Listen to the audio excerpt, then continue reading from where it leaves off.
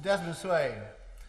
Thank you, Mr. Deputy Speaker, for affording me the opportunity of making my maiden speech.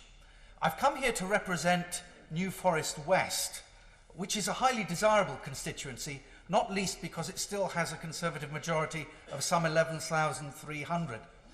It's bounded in the east by the Lymington River and in the west by the River Avon. And between those two rivers, stretching along the coast, we have the towns of Lymington, Milford-on-Sea and Barton-on-Sea, all excellent resorts with a view of the Western Solent and the Needles.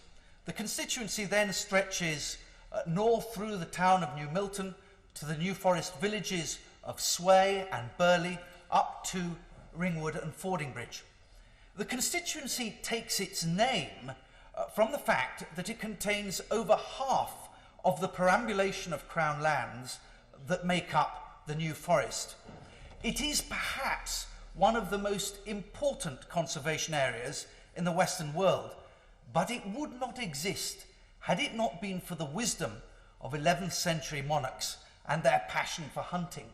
Even today, hunting forms much of a way of life and a source of livelihood, and I hope that members may bear that in mind later in this session. I should like to pay tribute to my predecessor, Sir Patrick McNair Wilson, who was a formidable and assiduous worker on behalf of his constituents.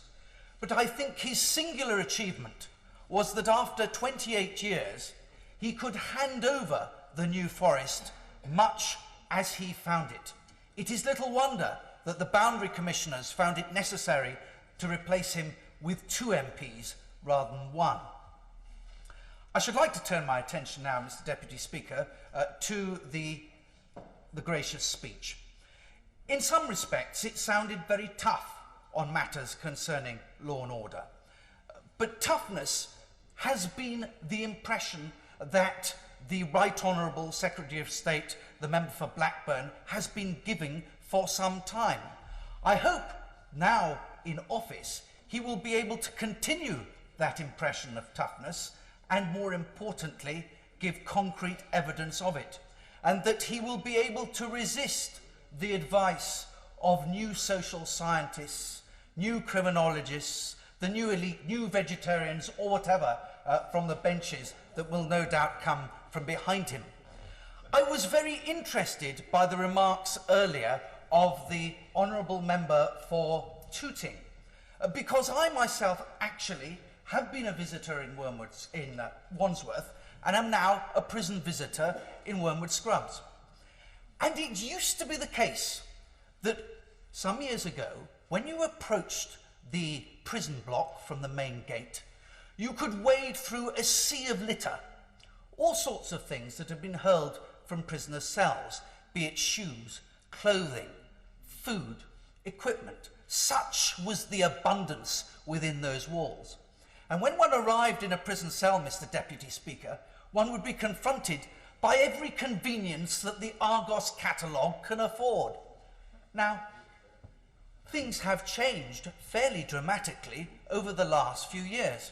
Now, only a few days ago, when I confided in a murderer friend that I visit every other fortnight, when I confided in him that one of the courses of action that I was considering was voting for the Right Honourable Member for Folkestone and Hythe as leader of my party, his reaction was such that in a less tolerant individual, it might have ended our friendship.